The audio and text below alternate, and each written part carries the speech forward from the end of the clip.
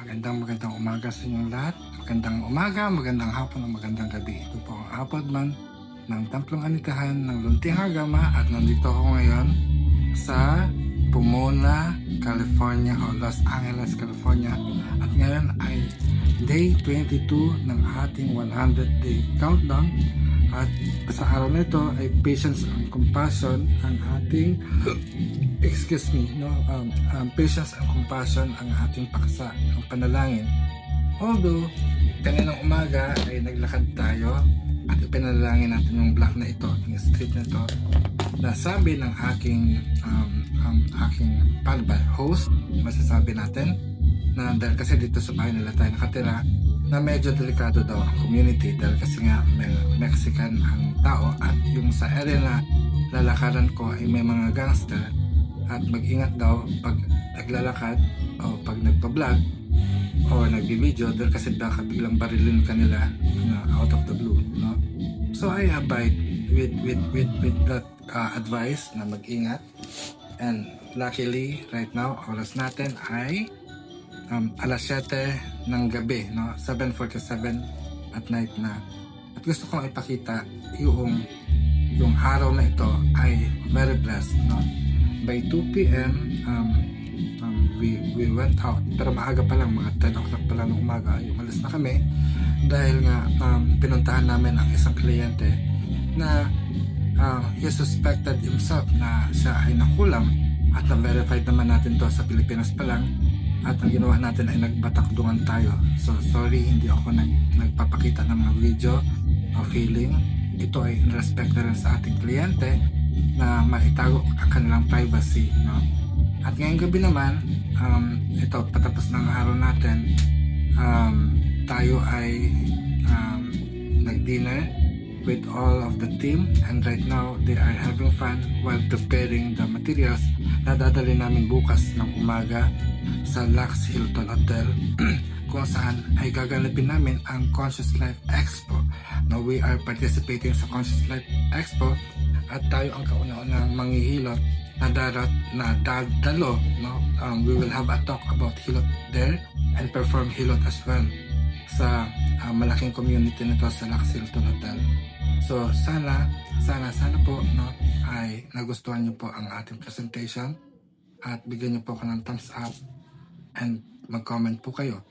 Regarding naman sa tatay ko, it was, hindi ko alam kung nasabi ko na-confirm na it was cancer, pero yung stage hindi pa rin po namin alam kung anong stage. But then parang nag-usap-usap na kami magkakapatid kaninang umaga na we have to prepare ourselves, pero ilalaban pa rin namin ang buhay ng tatay ko. And thank you kay Lakay dahil kasi chinecheer up niya ako na kaya ni tatay yan, though ang problema ay sa amin na magkakapatid dahil kasi baka hindi na namin talaga kailangan o di na namin kaya ang financial expenses para lang malugtungan ang buhay ng tatay ko. I love my father, no? So itong travel ko, kung ano man ang kikitain ko dito, supposedly ay dapat hindi ako kumita, no? Kasi we are into business lang o business and tourist stay dito na medyo delikado pag ako'y kikita ng pera. So yun po, no? Pinapaalam ko lang sa inyo kung ano status ng pamilya ko, ng tatay ko, pero as much as possible I want na haharap ako sa tao dito sa Amerika na hindi nila malalaman ang problema, na ayaw ko magmakaawa sa kanila. But whatever help that they could give, I will accept dahil kasi kailangan ng pamilya natin po. So hanggang dito na lang. Maraming salamat. Mayari na. Pagkasatin. Paalam. So meron namang walk signal sa kalsada. So pwede maglakad.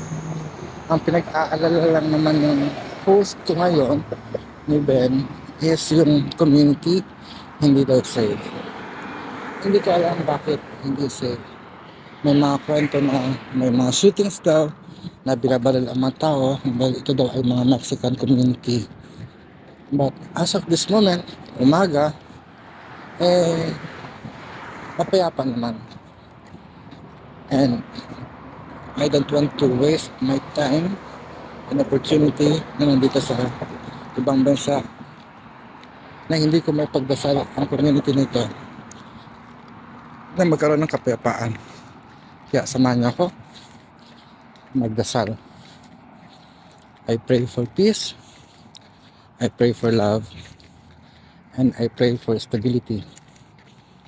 I pray that all the people around the world, especially in this place, to embrace peace. Peace that promotes justice, justice that follows discipline and orderliness. Discipline and orderliness as a result of understanding, and understanding as a product of knowledge, and knowledge as a fruit from the seed of love. O great Supreme Divine Spirit, I come before you